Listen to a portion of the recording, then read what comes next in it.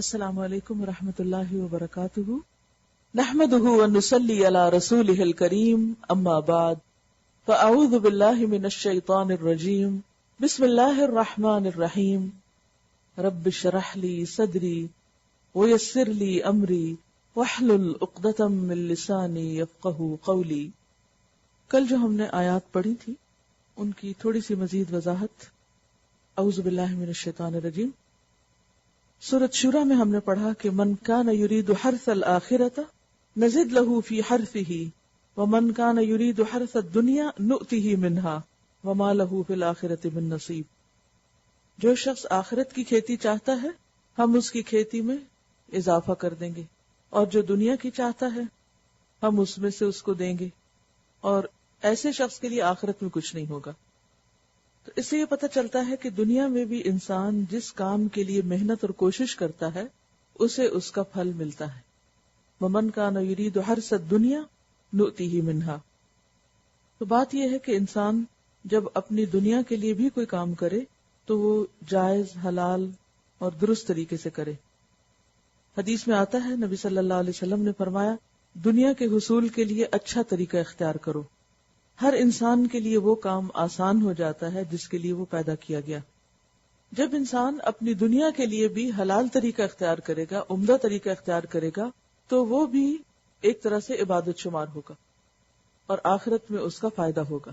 ایک اور جگہ پر نبی صلی اللہ علیہ وسلم نے فرمایا، اے لوگو اللہ سے ڈرو اور اچھے طریقے سے اعتدال کے ساتھ روزی طلب کرو، کیونکہ کوئی انسان اپنا رزق پورا کیے بغیر نہیں مرے گا اگرچہ اس میں دیر ہو جائے۔ چنانچہ اللہ سے ڈرو اور اچھے طریقے سے روزی طلب کرو، جو حلال ہے وہ لے لو، جو حرام ہے وہ چھوڑ دو۔ تو جب انسان حلال کی طلب کرے گا تو چاہے وہ دنیا میں بھی اس کا فائدہ ہو، چونکہ وہ حلال کے پیچھے جا رہا ہے، جائز کے پیچھے جا رہا ہے، تو وہ اس کے لیے باعث اجر ہو جائے گا۔ لیکن اگر انسان حرام طریقہ اختیار کرتا ہے تو کتنی بھی اس پہ محنت کرے، دنیا کا جو فائدہ ہوگا وہ حقیر ہوگا۔ اسی طرح ایک اور آیت تھی 36، فما اوتیتم من شیء فمتاع الحیات الدنیا۔ جو بھی تمہیں ملا ہے وہ دنیا کی زندگی کے چند روزہ فائدوں میں سے ہے، یعنی تھوڑا سا فائدہ ہے۔ اس تھوڑے سے فائدے میں بھی جو کچھ اب باقی ہے وہ اور بھی تھوڑا ہے۔ حدیث میں آتا ہے، بلا شبہ اللہ تعالیٰ نے ساری دنیا کو قلیل بنایا۔ یہ پوری دنیا کی دولت بھی اکٹھی کر لی جائے تو آخرت کے مقابلے میں بہت کم ہے، اور اب اس میں سے، اس قلیل میں سے بھی قلیل رہ گیا ہے، یعنی بہت سے ریسورسز آلریڈی کنزیوم ہو چکے ہیں۔ اس کی مثال حوض کی طرح ہے جس کا عمدہ پانی پی لیا گیا ہو اور اس کا گدلا پانی بچ گیا ہو۔ جتنی بھی پولوشن ہے وہ کیا ہے؟ یہی گدلا پن۔ سورۃ شورى میں ہم نے پڑھا آیت 37، والذین یجتنبون کبائر الاثم والفواحش واذا ما غضبوا هم یغفرون، کہ وہ لوگ جو بڑے بڑے گناہوں سے اجتناب کرتے ہیں اور فحش کاموں سے بھی بچتے ہیں، بے حیائی کے کاموں سے بچتے ہیں، اور جب غضبناک ہو تو وہ معاف کر دیتے ہیں۔ بے حیائی کے کاموں سے بچنا نیکیوں کی حفاظت کے لیے بہت ضروری ہے۔ بعض اوقات انسان اچھے اچھے کام کرتا ہے لیکن اس کے ساتھ کچھ ایسے کام کرتا ہے کہ وہ اس کی نیکیوں کو بھی چاٹ جاتے ہیں۔ مثلاً اگر آپ حلال کما رہے ہیں اور اس میں کچھ حصہ حرام کا ہے تو ہو سکتا ہے کہ وہ باقی حلال کو بھی نقصان دے۔ اسی طرح اگر آپ صحت کے سارے اصولوں پر قائم ہیں، آپ اچھی ڈائٹ لے رہے ہیں اور آپ ان ساری چیزوں سے بچتے ہیں جو آپ کو منع کی گئی ہیں، لیکن خواہش نفس سے مجبور ہو کر تھوڑی سی چیز وہ لے لیتے ہیں جو آپ کو منع ہے، جس سے آپ الرجک ہیں۔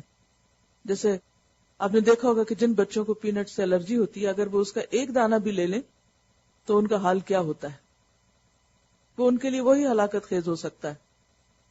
اسی طرح اگر انسان نیک کام کر رہا ہے لیکن ایک فحش کام بھی ساتھ کر رہا ہے کوئی، تو اس کی باقی نیکیوں کے لیے بھی نقصان دہ ہوگا۔ حدیث ہے، حضرت ثوبان سے روایت ہے، نبی صلی اللہ علیہ وسلم نے فرمایا، میں اپنی امت کے ان افراد کو ضرور پہچان لوں گا جو قیامت کے دن تہامہ کے پہاڑوں جیسی سفید نیکیاں لے کر حاضر ہوں گے، یعنی بڑے بڑے عمل ہوں گے ان کے پاس، تو اللہ تعالیٰ ان نیکیوں کو بکھرے ہوئے غبار میں تبدیل کر دے گا۔ فَجَعَلْنَاهُ هَبَاءً مَنْثُورًا، غبار بنا کے اڑا دے گا ان نیکیوں کو۔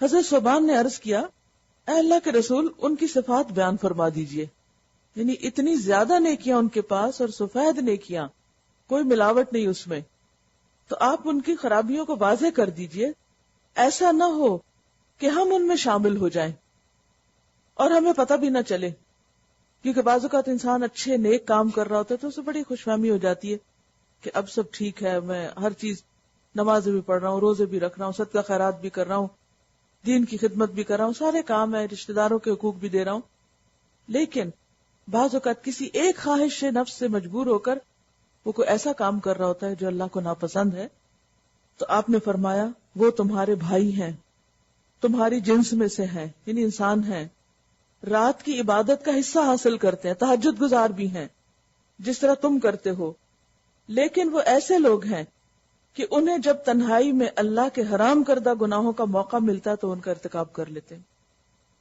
اور اس دور میں تو اور بھی کتنا خطرہ ہے، کتنے خطرناک ہے یہ چیز کہ بہت سے لوگ بظاہر بہت نیک، ہر کام اچھا، اخلاق بھی اچھا، لیکن انٹرنیٹ پہ بیٹھ کے وہ اپنے جذبات پہ قابو نہیں رکھ سکتے، ایسی سائٹس جا دیکھیں گے کہ جو حرام ہے جن کا دیکھنا، ایسی چیٹنگ شروع کر دیں گے، ایسی گفتگو شروع کر دیں گے، یعنی چھپ کے دوسروں سے وہ کام کریں گے جو ان کے لیے کرنا ممنوع ہے۔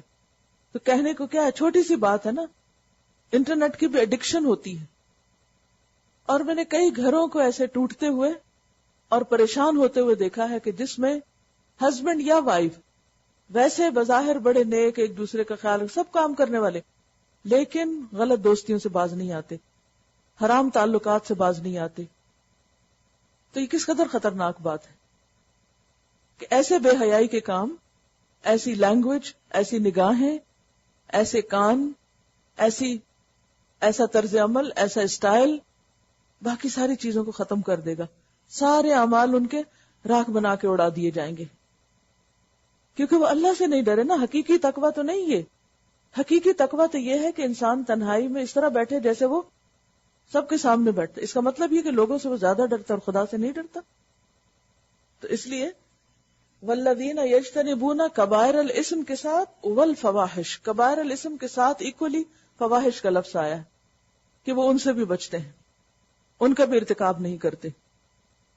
پھر اسی طرح آیت نمبر 52 وَكَذَلِكَ أَوْحَيْنَا إِلَيْكَ رُوحًا مِّنْ أَمْرِنَا مَا كُنْتَ تَدْرِي مَا الْكِتَابُ وَلَا الْإِيمَانُ وَلَكِنْ جَعَلْنَاهُ نُورًا نَهْدِي بِهِ مَن نَّشَاءُ مِنْ عِبَادِنَا وَإِنَّكَ لَتَهْدِي إِلَىٰ صِرَاطٍ مُّسْتَقِيمٍ۔ نبی صلی اللہ علیہ وسلم کو خطاب ہے کہ ہم نے آپ کی طرف ایک روح اپنے حکم سے بھیجی، آپ نہیں جانتے تھے کہ کتاب کیا ہوتی ہے اور ایمان کیا ہوتا ہے، یعنی نبوت سے پہلے آپ کو نہیں پتا تھا کہ ایمان کیا ہوتا ہے۔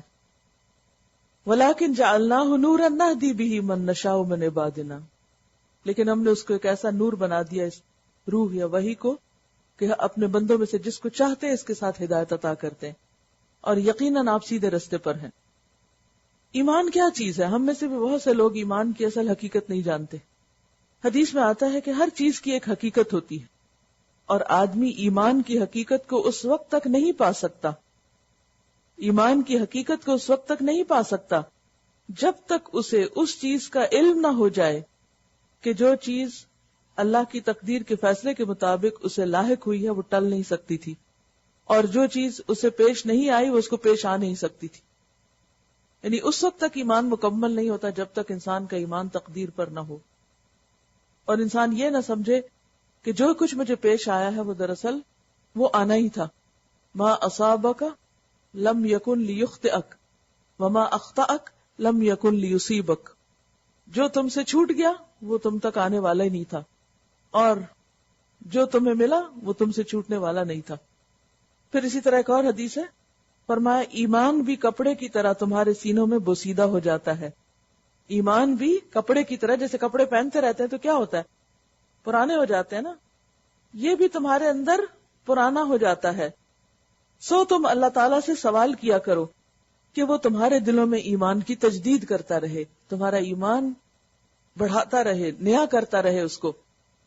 اور آپ نے یہ دیکھا ہوگا کہ رمضان جب سے شروع ہوا ہے، اللہ کے فضل سے ایسے لگتا ہے کہ جیسے ایمان تازہ ہو رہا ہے، تجدید ہو رہی ہے اس کی۔ اور میں ہر روز اللہ کا اس پر شکر ادا کرتی ہوں کہ اللہ یہ تیری کتنی بڑی رحمت ہے کہ تو نے ہمارے سال کے اندر یہ ایک مہینہ ہمارے لیے رکھا ہے کہ جس میں ہم باقی چیزوں کو چھوڑ کر یا ان کو کم کر کے تیری کتاب پر، تیری عبادت پر، تیری طرف زیادہ متوجہ ہوں اور تیرے قریب ہوں.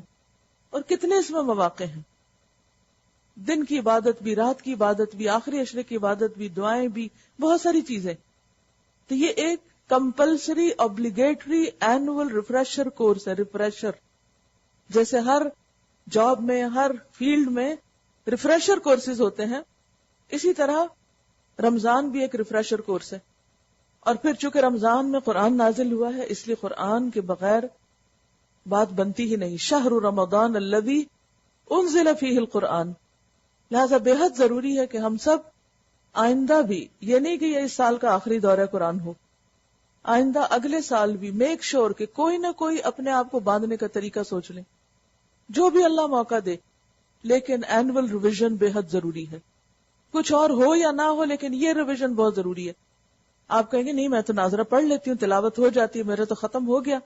لیکن خالی تلاوت سے کتنا کچھ پاتے ہیں ہم، وہ بات تو نہیں بنتی جو کہ قرآن کی روح ہے اور مقصد ہے. اس لیے آج سے یہ عہد کرنا ہے، میں بھی اپنے ساتھ کر رہی ہوں کہ کچھ ہو یا اللہ مرتے دم تک زندگی کے ہر سال میں ایک دفعہ سمجھ کے رمضان کے اندر قرآن پڑھنے کی ضرور توفیق دے. کیونکہ شہر رمضان الذی انزل فیہ القرآن، اگر اللہ نے اس مہینے کو قرآن کے لیے چنا تھا، قرآن اس میں اتارا، تو کوئی وجہ تھی. لہذا ہمیں بھی اس مہینے میں خصوصی اہتمام کرنا ہے قرآن مجید کے ساتھ، تاکہ ہمارا جیسے ہم نئے لباس پہنتے عید پر یا رمضان میں، تو اسی طرح ہمارا ایمان بھی نیا ہو جائے، ایمان میں بھی نیا پن آ جائے، اور نئی روح کے ساتھ پھر سے ہم اللہ کی عبادت اور اطاعت کے لیے کمر باندھ لیں. اور پھر آپ نے دیکھا ہوگا کہ 11 مہینے کرتے کرتے کرتے چیزیں آہستہ آہستہ پھر مدھم پڑنے لگتی ہیں. پھر اللہ کے فضل سے دوبارہ رمضان آ جاتا ہے، اور یہ کتنی اس کی رحمت ہے، صرف اس کی نوازش ہے کہ اس نے ہمیں اس کی سمجھ دی اور توفیق دی اور ہمیں یہ موقع عطا کیا. جتنا بھی اس کا شکر ادا کریں اتنا ہی کم ہے. کیونکہ تقوی کیا ہے؟ انسان کے اندر کی ایسی کیفیت کہ جو اس کو فوراً بتا دیتی ہے کہ there is something wrong, this is not right. الاسم ما حاک فی نفسک، گناہ وہ جو دل میں کھٹک جائے اور تمہیں ڈر ہو کہ لوگوں کو نہ پتہ چلے. جو کام تم لوگوں سے چھپا کے کر رہے ہو، بس اس میں تو جان لو کہ یہ غلطی کر رہے ہو، ورنہ چھپانے کی کیا ضرورت ہے. تو نفس ایسے ایسے دھوکے دیتا ہے انسان کو کہ بڑے بڑے علم والے بھی بہک جاتے ہیں. کبھی یہ نہ سوچے کہ ہم قرآن ہم نے پڑھ لیا اس لیے ہم محفوظ ہو گئے. معلوم نہیں شیطان کہاں سے وار کرے، نفس کہاں سے دھوکہ دے. دین کسی لبادہ اوڑھنے کا نام نہیں ہے. دین اندر اور باہر دونوں میں موافقت کا نام ہے کہ منافقت اندر سے نکل جائے. اور جب تک ہم اپنے محاسب خود نہیں بنیں گے، اپنا جائزہ خود نہیں لیں گے، تو بات نہیں بنے گی. یہ کسی نے کامنٹ لکھا ہے کہ الحمدللہ دورہ قرآن کی وجہ سے لگتا ہے کہ زندگی کی گہما گہمی مسائل الجھنوں میں ایک ٹھہراؤ آ گیا ہے، زندگی سکون سے بھر گئی ہے، اور ہر بات میں چاہے تکلیف دہ سے تکلیف دہ ہی کیوں نہ ہو پازیٹو پہلو نظر آ رہا ہے. تقویٰ کیا ہوتا ہے، کیسے ہوتا ہے، فیلنگ کیا ہونی چاہیے، عمل کیا ہو، اب سمجھ آ رہا ہے. پہلے تقویٰ کا یہ امیج تھا کہ جب کوئی نہ دیکھ رہا ہو پھر بھی اللہ کی موجودگی کا احساس، مگر اب لگتا ہے کہ اللہ تعالیٰ نے تقویٰ کو لائف سٹائل بنایا ہے. یعنی کہ ہر چیز کے اندر، صرف الگ تنہائی میں نہیں بلکہ ہر معاملے کے اندر خدا کا خوف، ہر بات، ہر عمل، ہر سوچ، ہر ڈیلنگ، ہر فیصلہ، ہر معاملہ، اور ایون زندگی کے چھوٹے چھوٹے کاموں میں بھی اللہ کا ڈر ہونا ہی ہمیں کامیاب انسان بنائے گا. پھر تقویٰ جب عمل میں آتا ہے تو انسان کبھی محسن، کبھی مخبت، کبھی منیب ہوتا ہے. یہ وہ ساری ٹرمز پیچھے گزری ہیں. وہ اپنی زندگی کے مختلف اعمال کو کرتے وقت اللہ کے بنائے ہوئے سٹینڈرڈز کے مطابق خود کو ڈھالتا رہتا ہے. جس طرح دنیا کی جابز کے لیے merit, degree, education, experience, certification ضروری ہے، اسی طرح جنت کے لیے اللہ تعالیٰ نے کوالیفیکیشن اور میرٹس بتا دیے ہیں.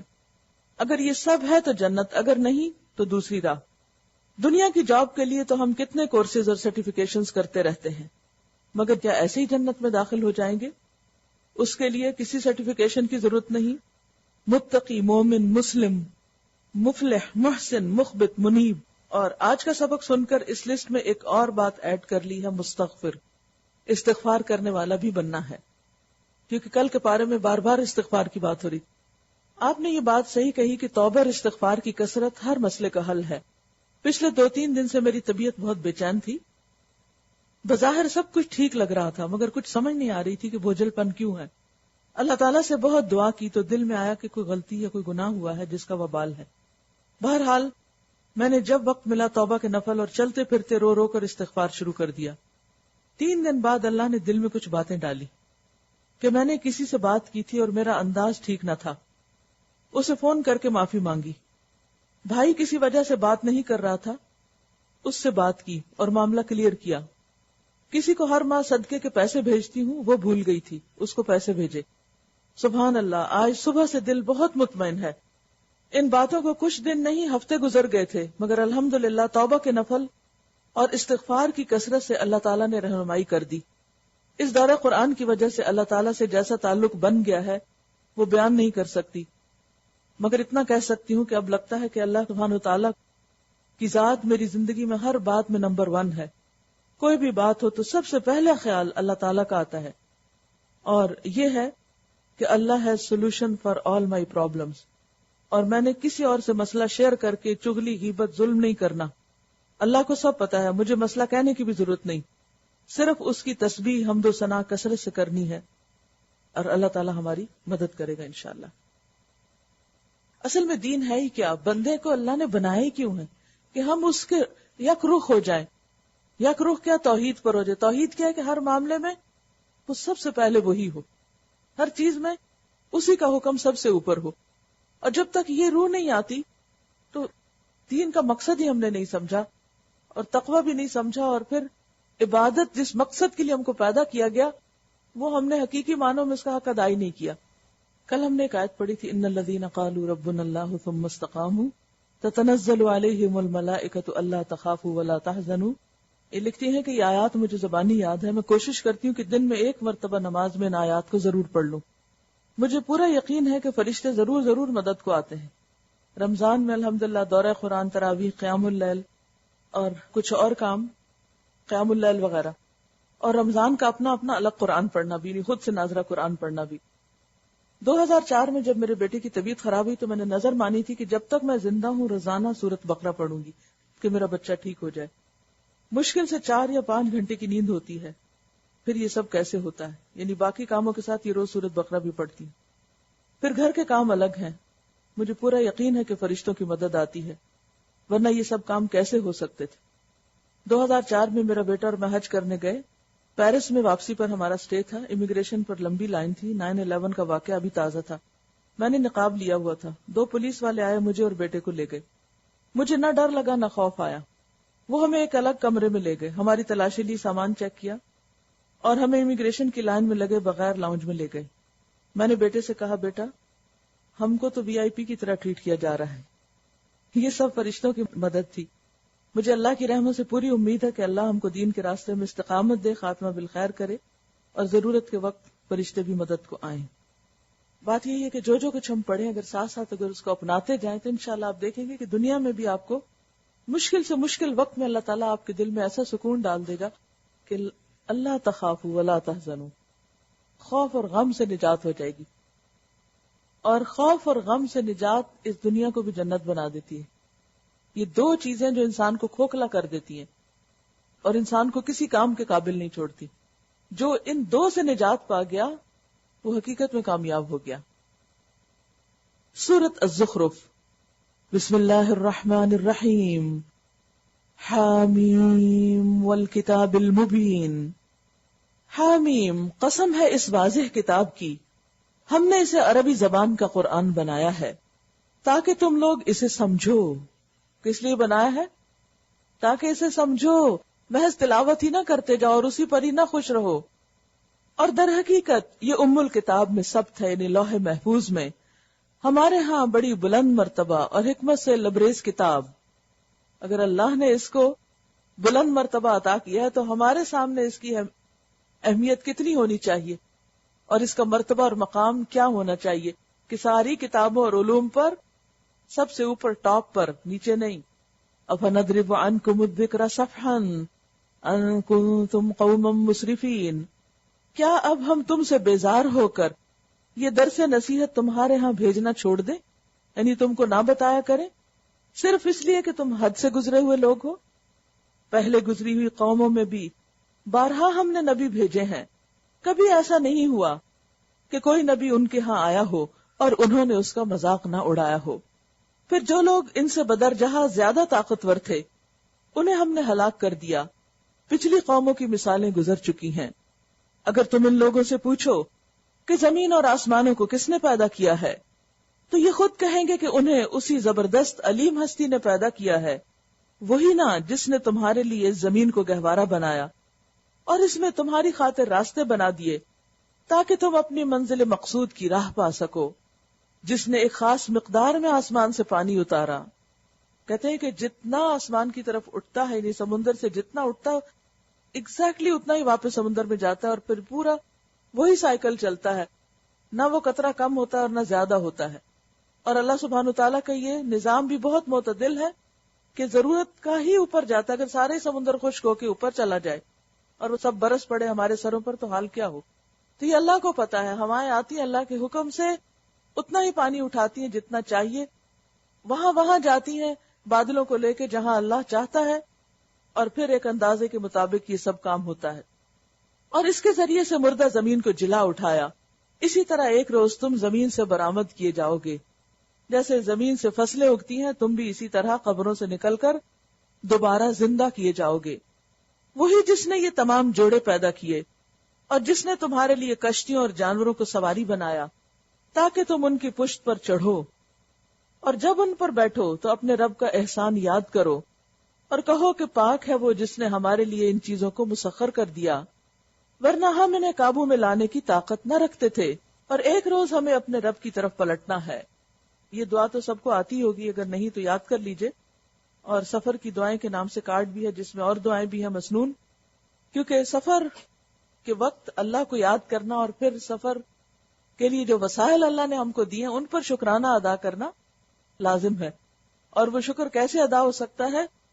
دل کے علاوہ زبان سے وہ مسنون اذکار پڑھ کے جو نبی صلی اللہ علیہ وسلم نے ہم کو سکھائے ہیں۔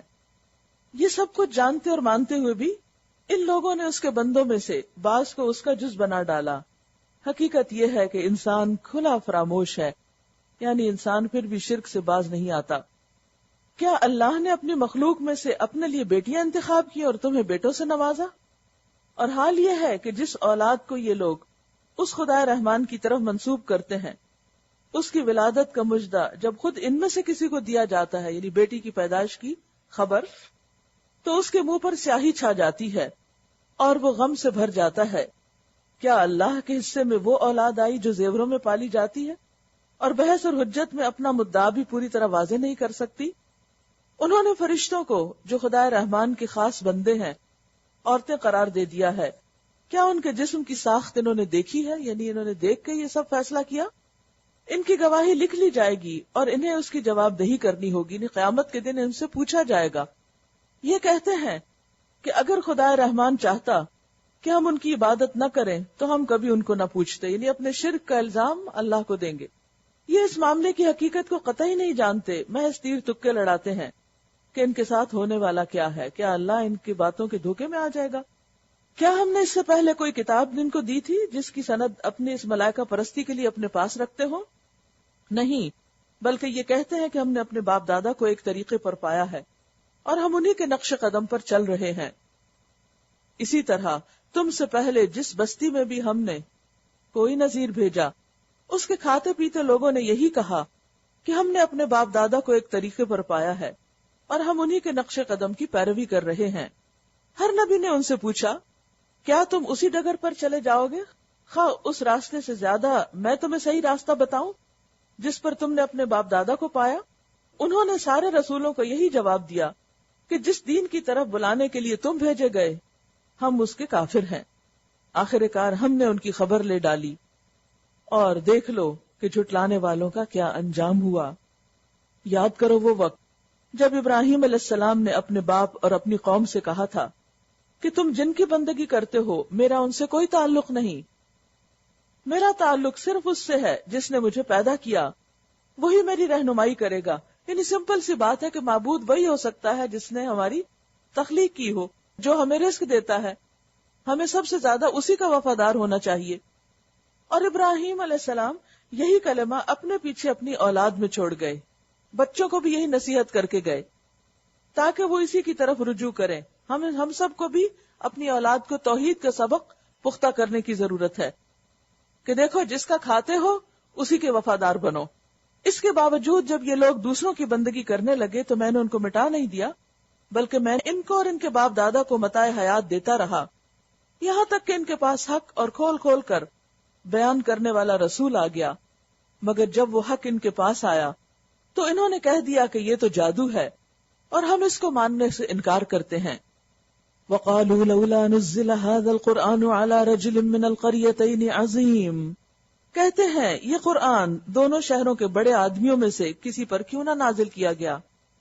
یعنی دو شہر سے مراد مکہ اور طائف ہے کہ وہاں کے سرداروں کے پاس قرآن آنا چاہیے تھا تاکہ وہ اپنے انفلوئنس سے باقی سب کو بھی مسلمان کرتے. تو اللہ تعالیٰ فرماتے ہیں کہ یہ تمہارے کہنے کی باتیں ہیں، کیا تیرے رب کی رحمت یہ لوگ تقسیم کرتے ہیں؟ یعنی اللہ اپنے بندوں میں سے جس کو چاہے چن لے اپنے دین کے کام کے لیے. اس سے کوئی فرق نہیں پڑتا کہ وہ کس نسل، رنگ یا قبیلے سے تعلق رکھتا ہے. دنیا کی زندگی میں ان کی گزر بسر کے ذرائع تو ہم نے ان کے درمیان تقسیم کیے ہیں، اور ان میں سے کچھ لوگوں کو کچھ دوسرے لوگوں پر ہم نے بدرجہ فوقیت دی ہے تاکہ یہ ایک دوسرے سے خدمت لیں. یعنی دنیاوی اعتبار سے مختلف لوگوں کے سٹیٹس فرق ہے، کوئی کسی کام میں بہتر ہے، کوئی کسی کام میں، اور اللہ نے یہ فرق رکھا اس لیے تاکہ لوگ ایک دوسرے کے کام آئیں. ورنہ اگر سب کو ایک ہی جیسا بنا دیتا تو زمین سرکشی اور فساد سے اور بھی بھر جاتی اور کوئی کام سیدھا نہ ہو پاتا. اور تیرے رب کی رحمت اس دولت سے زیادہ قیمتی ہے جو ان کے رئیس سمیٹ رہے ہیں. اگر یہ اندیشہ نہ ہوتا کہ سارے لوگ ایک ہی طریقے کے ہو جائیں گے تو ہم خدا رحمان سے کفر کرنے والوں کے گھروں کی چھتیں اور ان کی سیڑھیاں جن سے وہ اپنے بالا خانوں پر چڑھتے یعنی بیڈ رومز میں جاتے ہیں، اور ان کے دروازے اور ان کے تخت جن پر وہ تکیے لگا کے بیٹھتے ہیں، کاؤچز، سب چاندی اور سونے کے بنوا دیتے. یہ تو محض حیات دنیا کی متاع ہے. کیوں نہیں ہم نے ایسا کیا کہ تو صرف دنیا کی زندگی کا سامان ہے، اور آخرت تیرے رب کے ہاں صرف تقوی والوں کے لیے ہے، متقین کے لیے ہے. والآخرۃ عند ربک للمتقین.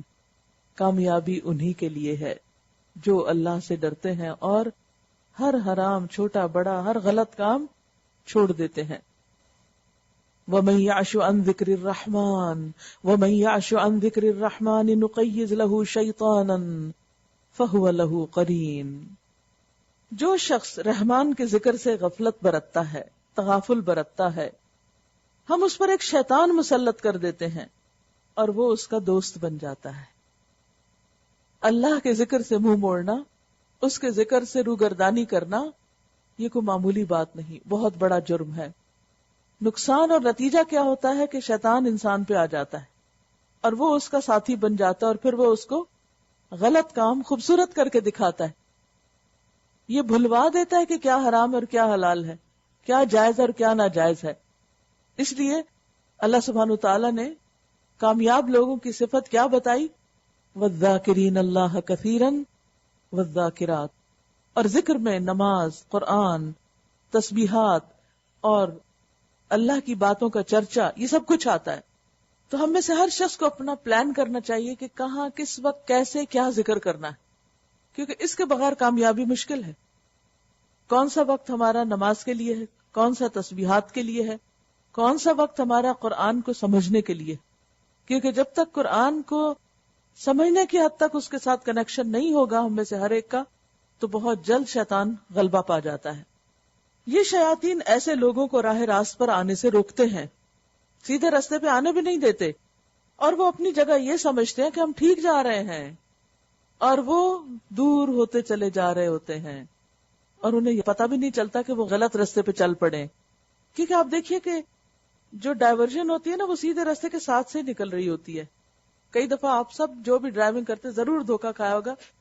سامنے کے سائن بورڈ دیکھ رہے ہوتے ہیں اور اس میں آپ کو لگ رہا ہوتا ہے کہ بس یہ سڑک جو ادھر رائٹ ہینڈ پہ جا رہی ہے یہ ہے آپ کی سڑک، اور جب آپ اس پہ پڑ جاتے پھر پتہ چلتا ہے تو بہت دور لے جا رہی ہے. پہلے تو وہ ساتھ ساتھ ملی ہوتی ہے نا, تو بظاہر بعض اوقات نیکی اور بدی کے راستے یوں بہت قریب قریب سے گزر رہے ہوتے ہیں, یک وہ راستہ بدلتا ہے اور انسان پھسل کے ادھر ہوتا ہے اور گیا. تو اس لیے ہر دم ہر لمحہ محتاط ہونے کی ضرورت ہے, ہر دم لائٹ کی ضرورت ہے. جیسے آپ یہاں پر کینیڈا میں دن کو بھی لائٹیں چلا کے چل رہے ہوتے ہیں, تو مجھے شروع میں دیکھ کے بڑی حیرت تھی کہ اچھی بڑی روشنی کیا ضرورت ہے اس کی, لیکن قانون ہے اور فائدے میں ہے. ظاہر ہے یہاں کا موسم ایسا ہے. تو بات یہ ہے کہ جب تک قرآن کی روشنی ہمارے ہاتھوں میں نہیں ہے, ہماری آنکھوں میں نہیں ہے, ہمارے دل میں نہیں ہے, نہیں پتہ چلے گا صحیح کیا غلط کیا, کیونکہ خواہشات پردہ ڈال دیتی ہیں, شیطان آ کے اوپر اور خوبصورت پردہ ڈال دیتا ہے اور پھر ہماری غفلت اور زیادہ اس کو ایزی کر دیتی ہے. لہذا ایک انتہائی غلط چیز بھی ہم صحیح سمجھ کے کرنا شروع کر دیتے ہیں اور ہمیں خود بھی پتہ نہیں ہوتا. آخر کار جب یہ شخص ہمارے ہاں پہنچے گا تو اپنے شیطان سے کہے گا, کاش میرے اور تیرے درمیان مشرق اور مغرب کا بودھ ہوتا, تو میرے پیچھے کہاں سے لگ گیا. کیونکہ جب ذکر کرتے ہیں شیطان دور بھاگتا ہے, یعنی باہر یوسوس فی صدور الناس, خناس جو ہے پلٹ پلٹ کے آتا ہے وسوسے ڈالتا ہے, لیکن اذا ذکر اللہ خنسا, جو ہی ذکر شروع ہوتا ہے وہ بھاگنے لگتا ہے. تو وہاں جا کر انسان پچھتائے گا ایسے شیطانوں کے قریب ہونے کی وجہ سے, اور کہے گا کہ تو بدترین ساتھی نکلا. اس وقت ان لوگوں سے کہا جائے گا کہ جب تم ظلم کر چکے تو آج یہ بات تمہارے لیے کچھ بھی نافع نہیں ہے کہ تم اور تمہارے شیاطین عذاب میں مشترک ہیں. کہ وہاں تو پھر جس کے ساتھی تھے دنیا میں, انسان اپنے دوستوں کے ساتھ ہی ہوگا. اب اے نبی, کیا آپ بہروں کو سنائیں گے یا اندھوں اور سری گمراہی میں پڑے ہوئے لوگوں کو راہ راست دکھائیں گے؟ اب تو ہمیں ان کو سزا دینی ہے, خواہ تمہیں دنیا سے اٹھا لیں یا تم کو آنکھوں سے ان کا وہ انجام دکھا دے جس کا ہم نے ان سے وعدہ کیا ہے. ہمیں ان پر پوری قدرت حاصل ہے. تم بہرحال اس کتاب کو مضبوطی سے تھامے رہو جو وحی کے ذریعے تمہارے پاس بھیجی گئی ہے. وہی حل ہے نا, مضبوطی سے تھام لو جو وحی کے ذریعے اللہ نے بھیجا ہے. یقیناً تم سیدھے رستے پر ہو. وَإِنَّهُ لَذِكْرٌ لَكَ وَلِقَوْمِكَ وَسَوْفَ تُسْأَلُونَ, حقیقت یہ ہے کہ یہ کتاب تمہارے لیے اور تمہاری قوم کے لیے ایک بہت بڑا شرف ہے, عزت کی بات ہے, اور عنقریب تم لوگوں کو اس کی جواب دہی کرنی ہوگی. یعنی اللہ نے اس قوم کو جو چنا تھا اس کتاب کے لیے, یا اس کے بعد بھی دنیا میں جن لوگوں کو اس کتاب کی خدمت کے لیے چنتا ہے, وہ ان کے لیے دنیا کے ہر شرف سے بڑا شرف ہوتا ہے کہ وہ اس نام سے پہچانے جائیں اور قیامت میں بھی انہی میں سے اہل القرآن میں سے اٹھائے جائیں. اللہ جس پر اتنا کرم اور فضل کر دے, پھر وہ اس کو چھوڑ کر اور چیزوں میں دلچسپی لے اور چیزوں کو زیادہ اہمیت دے.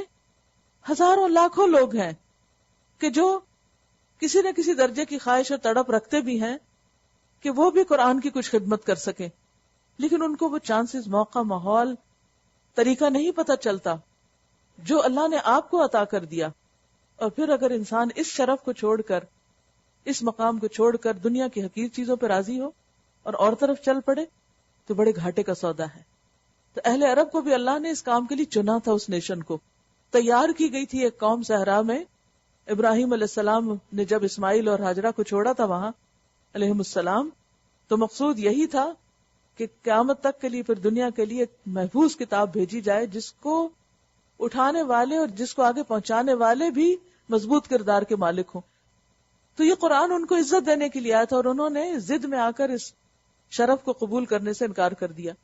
تو اگرچہ یہ آیت ان کے بارے میں ہے, لیکن اس کے بعد اس میں ہمارے لیے بھی کیا سبق ہے کہ جس تک یہ تعلیم آ جاتی ہے اللہ دراصل اس پر اپنا کرم کر لیتا ہے. من یرید اللہ بہ خیرا یفقہہ فی الدین, جس سے اللہ بھلائی کا ارادہ کرتا ہے اللہ اس کو دین کی سمجھ دیتا ہے.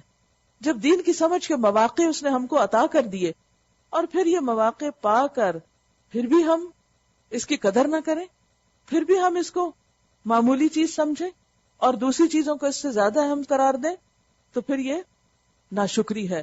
وَسَوْفَ تُسْأَلُونَ, ایسے لوگوں سے پوچھا جائے گا کہ تم نعمت پا کر کیا کرتے رہے, تم نے کیا کیا.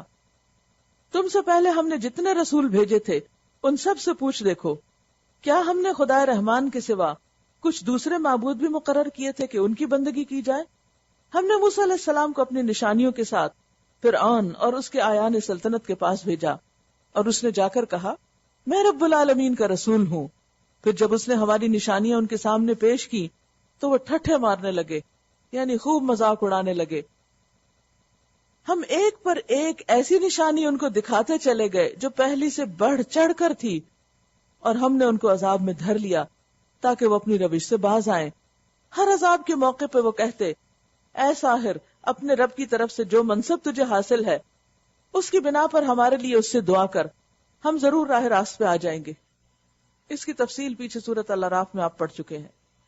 مگر جو ہی کہ ہم ان پر سے عذاب ہٹا دیتے، جیسے ٹڈیوں کا اور مینڈکوں کا عذاب تھا اور خون برسا ان پہ، جب وہ ان میں سے ایک عذاب ان سے ہٹ جاتا تو وہ اپنی بات سے پھر جاتے، پھر مصیبت پڑتی، پھر آتے موسیٰ کے پاس کہ دعا کرو یہ مشکل ٹل جائے، پھر ہم سیدھے ہو جائیں، پھر دوبارہ اسی مشکل میں آ جاتے، پھر وہی کرتے۔ ایک روز فرعون نے اپنی قوم کے درمیان پکار کر کہا لوگو، کیا مصر کی بادشاہی میری نہیں اور یہ نہریں میرے نیچے نہیں بہ رہی؟ کیا تم لوگوں کو نظر نہیں آتا میں بہتر ہوں یا یہ شخص جو ذلیل و حقیر ہے؟ ان کو کیوں ذلیل قرار دیتا تھا؟ کیونکہ وہ غلام قوم سے تھے، یعنی موسیٰ علیہ السلام، اور ان کا اپنا کوئی ذاتی مال، اختیار، اقتدار، وہ چیزیں نہیں تھی ان کے پاس جو فرعون کے پاس تھی، لہذا انتہائی متکبر ہو گیا۔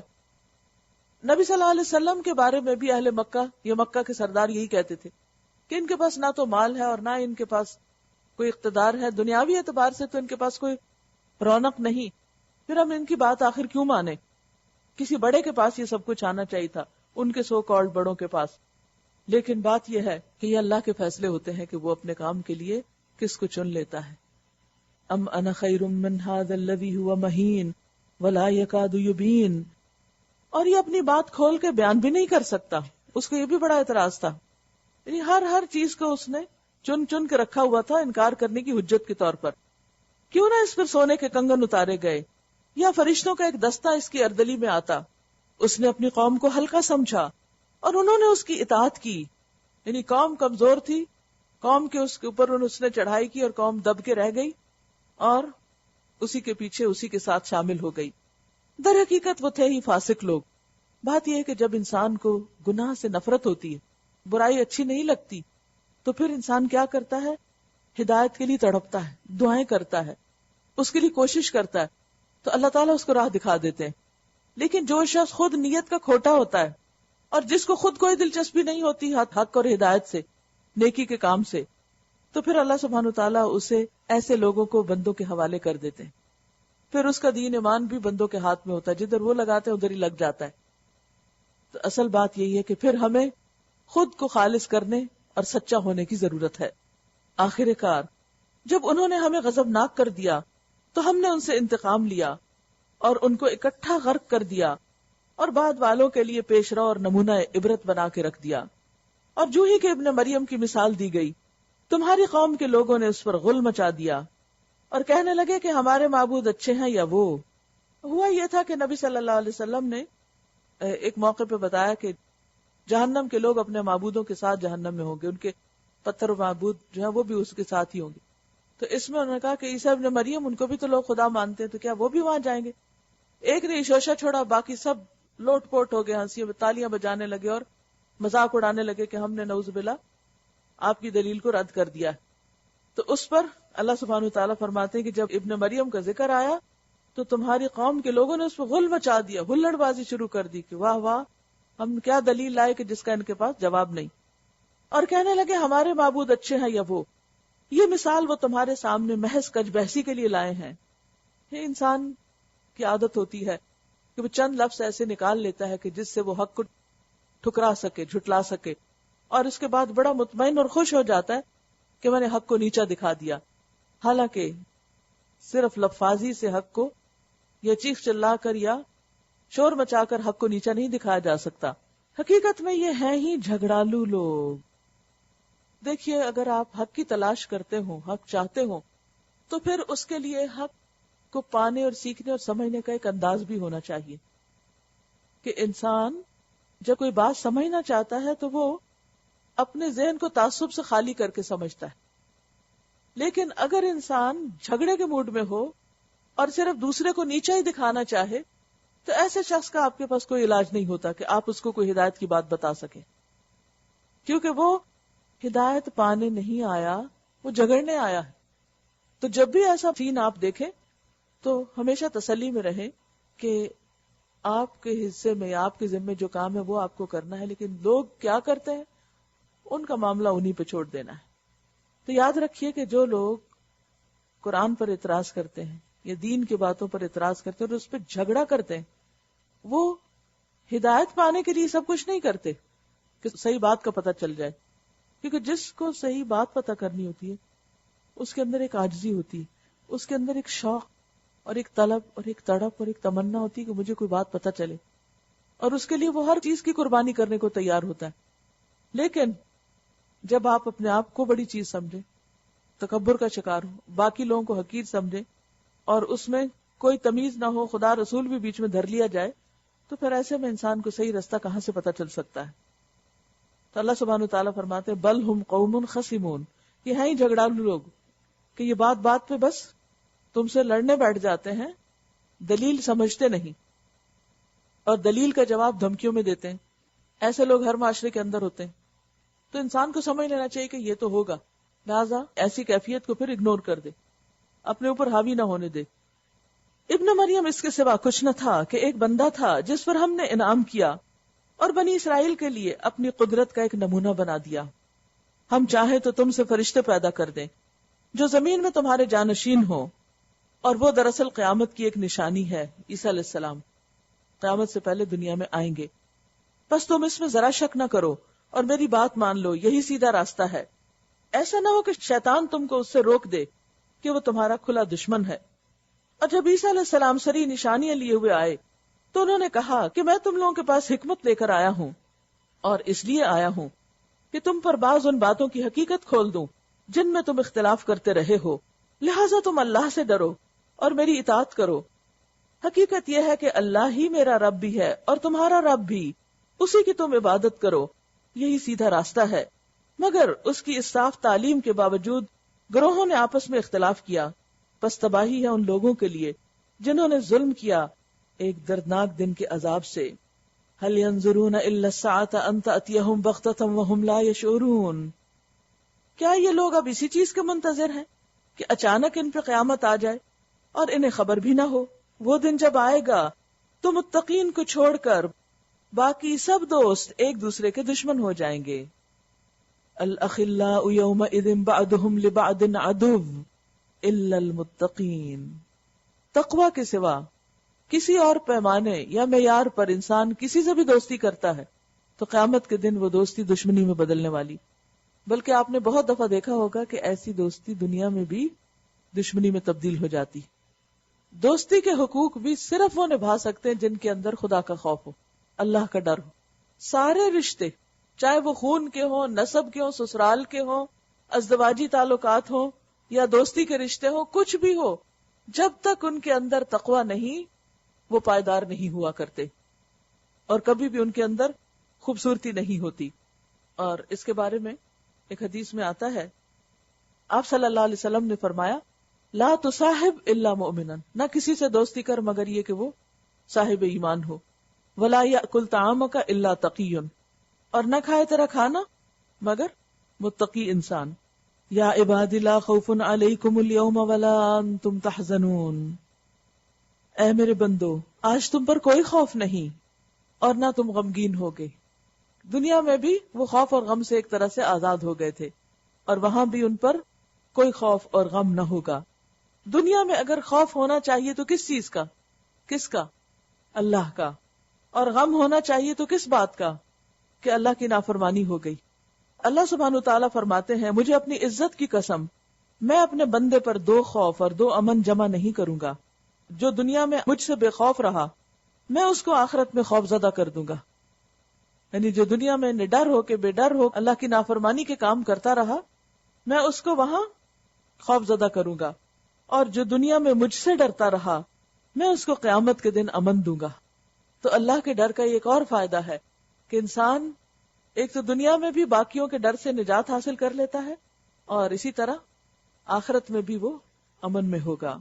یا عبادی، اے میرے بندوں، کیونکہ متقین ہے نا میرے بندے، جو پیچھے متقین پہ بات ختم ہو رہی ہے. لا خوف علیکم اليوم ولا انتم تحزنون،